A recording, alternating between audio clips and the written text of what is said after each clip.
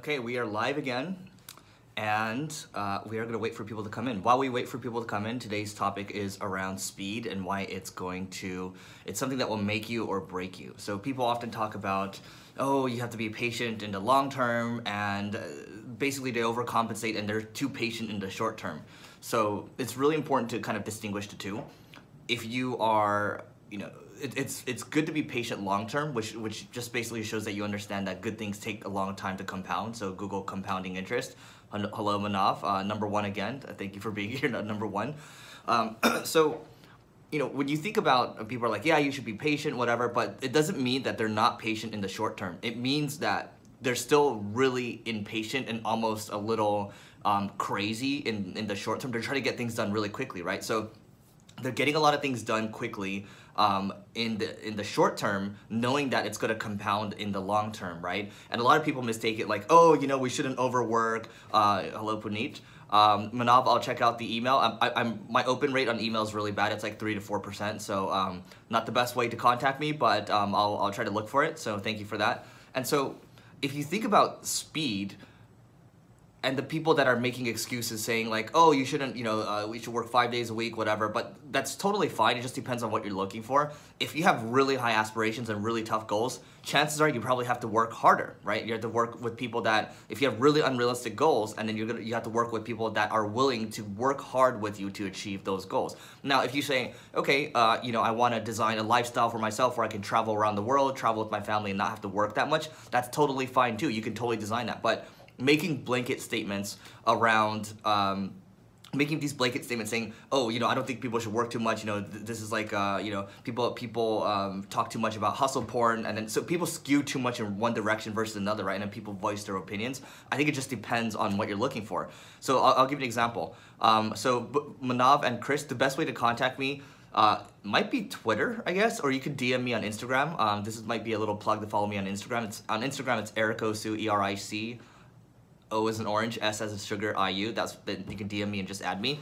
But look at it this way. Like when we have leads come in for my sales team, I'm always the one that's like always, even if the sales team is on top of it, I'm still looking at it too. I'm looking at all the leads that come in. I'm like, this is a good lead. This is a good lead. Because if you don't follow up with the lead within 5 minutes, you're 20 times more likely to lose the deal, right? And we work so hard on our inbound marketing, to lose it would just be such a shame, right? And when we call them back within 5 minutes, they actually are very surprised. They actually are very impressed that we're able to do that. And there have been times in the past where we haven't gotten back to people quickly enough, where we actually end up losing the deal. Like when we get on the first call with them, they're already on like the third call with our competitor, and they get the deal done that day with a competitor because they got further with a competitor. So speed matters a lot, right? People give all these statistics, and I've actually seen it myself. It's like, it matters, right? So I think it's especially if you're starting a company, you are the one that is going to be the biggest optimist, but you're also going to be the biggest pessimist as well, right? Let's see. SEO widget that would check your SEO score. Okay, so SEO widget that would check your SEO score, I recommend Yoast. Yoast for WordPress, that's a really good one. And then you could also use, there's other kind of SEO tools out there that will score your website, like there's the HubSpot website analyzer. Manav, I didn't see your question. But anyway, going back to speed, like, okay, let's talk about SEO, because you guys like talking about SEO, right? You guys ask a lot of SEO questions. SEO, okay, when I first started at hello Anand, good to see you. When I first started at Single Grain, our blog was only getting 4,000 visits a month, so we weren't doing a good job. But like all the work that we put in, it's like, we got to do this. Okay, we got to try this. We got to do this content. I got to hire this person. I got to let go of this person, and we got to move fast, right? It's on you if you are, let's say you're a leader. Let's say you are the owner of the company. Sorry, my lights just turned off. But it's on you to kind of keep things pushing, right? Because if you don't push, other people aren't going to push, because it's your thing at the end of the day, or it's kind of your KPIs or key performance indicators that you need to hit. So you got to be the one that's pushing. You got to be the one that has a sense of urgency. And I'm talking about SEO widget as a lead magnet. I'm not really sure what you're talking about. Maybe you can DM me on Instagram, Ericosu, and I can answer that question. But going back to speed, you think about SEO. Like people say it's a 12 to 18 month journey, right? Neil and I say that all the time on the Marketing School podcast. For us, like we didn't start gaining traction you know, it went to 4,000, slowly went up to 10,000, and then 20,000, and then 50,000 or so. And then, you know, over time, like, I'm just like, okay, we need to hire this person, we need to hire this person, we need to add these people. And now things are really starting to move. And that's why our goal this year is to get to 400,000 visits a month on just, you know, organic traffic alone. Right, so, but that stuff took like, what, I've been a part of Single Grain for 6 years. I took over the company 5 years ago. So that took a long time, but we did a lot of stuff in the meantime to get there. How do you master your art if you're moving fast? Manav, so if you are moving fast, you are learning, you have habits to learn, to study a lot, you're just constantly doing the same thing over and over. It's boring, it's the same monotonous stuff. You do it over and over and over, and it starts to compound on itself. But when you stop compound interest, it stops compounding, and you lose the compounding effect of it, right? So that's why you have to keep having that sense of urgency. Again, if you have big goals, if you're trying to hit big numbers, then you have to move this way, because if you don't have that sense of urgency, you're not going to get there, and somebody else is going to get. I guarantee you, somebody else is going to work harder than you. And I know people out there, like, again, like I could just feel the people that are just like, oh, you know, but you know, work-life balance, whatever. Again, that's totally fine. It just depends on what your goals are, right? Again, if you want a lifestyle business, that's fine. But if you have big goals, you got to work with people that are unrealistic that will hit those goals for you. Thank you so much for saying the content is exceptional. Really appreciate that. So I'm curious. I mean, for those of you like that are watching right now, like, what are you doing right now where you feel like you are patient for the long term and you feel like you're moving really quickly right now, right? And then maybe I'll read a couple of those out. But sales, like right now, today we're gonna have a meeting, and I'm gonna have a meeting with the sales team. Okay, what are we doing to hit numbers? Because each and every one of them, they have a number that they need to hit. And what are we doing to get there? Because if we're just sitting idle right now, we're not gonna hit the goals next month, and what's gonna happen is we're gonna start falling really behind, and you're never gonna be able to catch up, and that's really demotivating. So it's on you as a leader to continue to kind of, you know, crack the whip, right? Puneet says that he has a client who has a service, Unlimited Designs. How much to market that service? Manav, that's a good pricing question. Maybe we can answer that in another video. Kunal says, great points. Thank you for that. By the way, it's really hard for me to read every single comment that comes through because they disappear really quickly. So if I don't answer you sometimes, you can just go ahead and try to repeat it, and I'll try to answer you. So look, what takes a long time but takes a lot of work? SEO, content marketing, sales as well. Because what happens, are you gonna be mad if you spend a lot of money on marketing and your sales team doesn't get back to the leads? I bet you would be mad. Anand says, where to start with digital marketing? I'm very confused. Content marketing or social media marketing. To be honest, if I were starting today and I had to focus on one, I would start on social media marketing. Like stuff like this right now, going live and getting better and better and better, you can actually run ads on this. Like if you're doing this on Facebook, this week we're finally gonna fix like the simulcast stuff, and then we're gonna go live on Facebook too. But you can run ads towards it, right? And then you can start to build a following that way. You can also go live on Instagram too. I like social because the content marketing stuff takes years to do. I'm not saying don't do it, but you should do it. What blog content would I recommend to get leads? So if you look at our blog, we grew from the whole speed thing again, right? I'm like, okay, we got to do long form content. We got to do a lot of this. We got to hire great writers. We went from 4,000 to approaching 200,000 visits a month, right? So we do a lot of how-to content. We do a lot, so how-to content does really well. Listicles do really well too. You could just use, I recommend using BuzzSumo, so BuzzSumo. There's a free version too. You can see the type of content that performs well on my site. You can see the type of content that performs well on other websites that you like, and then see what they're doing and then copy that. But content marketing is really tough. Puneet, I recommend reading the book, Pricing Creativity. That's been a game changer for us. But where was I going with this? So this is why it's bad for me to answer questions as I talk, because I lose my train of thought. And now Manav is saying, what kind of articles work for e-commerce on the blog page? So e-commerce on the blog page, again, it's more how-to content. If you look at Thrillist, they do a good job, right? Their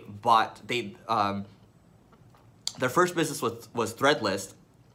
Or they bought, Thrillist was a website, it's a media website, right? It talks about kind of lifestyle and all that, and then they bought an e-commerce site called Threadless, or it could be something else. But they bought an e-commerce site and they kind of merged the two together, right? So you could talk about lifestyle, you just gotta think about like, what are your people interested in, right? So like I talked about the concept of success gaps. So if I am selling email pop-up software, Jack Threads, that's right, Adrian. So if I am selling, think of it this way, if I'm selling email pop-up software, what do my customers need to be successful? They need a website, they need a fast website, they need an email list, right? So I just think about all the things my customers need. So those are called success gaps. These are all the things that your customers need, and then you write about those things, and then those people will come in. Eventually, you know, these people will be the ones that will buy, right? Because then you can capture a much wider audience versus just saying I'm going to write about email pop-ups all the time, because you're niching yourself too far down, right? So the wider you can go and talk about different things and try to capture different audiences, the better, in my opinion, right? Because then eventually these people are going to fall into your funnel. Thank you, Adrian. By the way, Adrian is great. You should definitely follow him. He's got a new book coming out. Actually, do I have the book in here? Oh, I have the book right here. This is Adrian's book right here. Adrian's watching right now. This book is called Free PR. It's coming out January 29th. I recommend you guys check it out. It's by Cameron Herold, who I recommend his book, Vivid Vision. And Adrian is also down here as well. Manav sells pet accessories. Manav, it sounds like you're selling a lot of different things. I recommend checking out my friend's website. He has a site called honestpaws.com. Paws like, you know, like little dog paw. So honestpaws, PAWS.com. And he has another site called Certapet, CERTAPET. So Adrian's book, you can actually, yeah, Adrian, it'd be good for you to put in the comments, but I'm pretty sure you can find it on Amazon. I'm gonna put it right here. Here's another little commercial. By the way, like this stuff too, like getting this stuff put together. Adrian actually, I had lunch with him last week, and he hooked me up with the person that helped him put, or the company that helped him put this book together, called Scribe. And even putting together a book like this takes a very long time. But Adrian hustled for the last couple of months. And this book was actually, he had to like take the original book and make it into his own. It took a very long time to do it. And so people think all these things happen magically, but if you don't have a sense of urgency, if you don't have speed built into what you're doing, and you're too patient with it, what's gonna happen is someone else is gonna kick your ass. That's what's gonna happen. Christopher Lawrence says, how do you stay committed to your podcast every day? Podcasts are very difficult. Learning that self-branding takes, again, it takes time. All this stuff takes time. And I won't even say like, I'll say like I'm a little like micro brand right now. You know, I'm not like Kylie Jenner or anything like that. But building a micro brand in your space, I think is more valuable to me, in my opinion, versus being like a super brand out there, right? Because then you're everything to everyone. It's better to kind of stand for something. Like you can see for Adrian, he's circling around free PR. That's kind of like his thing, right? He stays around that area and he can capture that area. He's gonna become that PR guy, not just a PR guy, but the free PR guy, because that's kind of the new way of doing it, right? And so for us, like, you know, what we're trying to capture this year is the whole, you know, we're kind of perfecting this content sprouting method, right? So we got the sprout. We got the seed, which is the seed content, like this piece of content, seed, sprout, which is, you know, we're repurposing it into different forms, and then we got the pollinate, right? So pollinate is where you're kind of, oops, Adrian dropped her book, but don't worry, it's okay. Pollinating is where you're kind of promoting it, right? So again, all this stuff, it's like all these tactics that we're sharing with you, it all takes time, but you have to execute very quickly, because this content sprouting method, as an example, I just threw it in front of my team, and like, you know, everyone's like scrambling, it's like, oh my God, what do we do? But eventually, like, as long as you keep reeling things in and you keep pounding at it hard, in football they call it pounding the rock, right? Where you keep running the ball, and when you keep chipping away at the rock, eventually you're gonna break through, and then you're gonna score a touchdown, right? So that's scoring a goal, like in soccer. You know, I'm kind of in football mode because the Rams are going to the Super Bowl. Kind of sad about the Saints, but anyway, that's it. I mean, that's the takeaway, right? I can give you examples over and over and over about, you know, how you gotta execute quickly, but you gotta be patient for the long term, right? Christopher asks, is it better to start 1 or 2 episodes a week or try to shoot for 1 every day? Chris, if you have the time, I would do 1 every single day, and it's simple. All you have to do is record 15 to 20 episodes each time. It might take you 2 to 3 hours or so. We do it for 5 to 10 minutes. And you can also do the weekly one too, but the problem with the weekly one is everyone's doing an interview podcast right now. I've been doing mine for 5 years or so. The interview podcasts are a dime a dozen. You gotta think to yourself, if you're gonna do interview podcasts, what can you add that other people aren't doing? But if you're gonna do a daily one, not many people are doing a daily one. And that might be something that helps you stand out. Again, I'm gonna tell you though, like, you know, long term, I keep citing this example. Growth Everywhere, 9 downloads a day after the first year. After the second year, only 30 downloads a day, okay? So I was patient for the long term, but I spent a lot of time getting all that stuff rolling, right? You just got to be patient for the long term. You're gonna take a licking. That's the thing. Like in another episode, I talked about how poker is so important for me because it teaches resilience, right? I'm like, I'm okay getting punched in the face all day long. It doesn't matter. You reject me, still gonna come back. I fail, still gonna come back. I fail again, still gonna come back, right? Like I'm just gonna keep getting back up over and over and over. I'm gonna keep moving quickly, and eventually it's gonna figure itself out. Because literally every single thing that I've had any level of success in is just because I stuck with it. It's not because I'm like doing anything flashy or anything like that. Anyway, that is it for today, and we're gonna try to fix this live setup, and then we're gonna do it for longer, and we're gonna start to schedule them ahead of time. I'm gonna hit the email list too, so there's gonna be a lot more people engaging in the coming days. So thank you guys so much, and have a good rest of your day or good rest of your evening.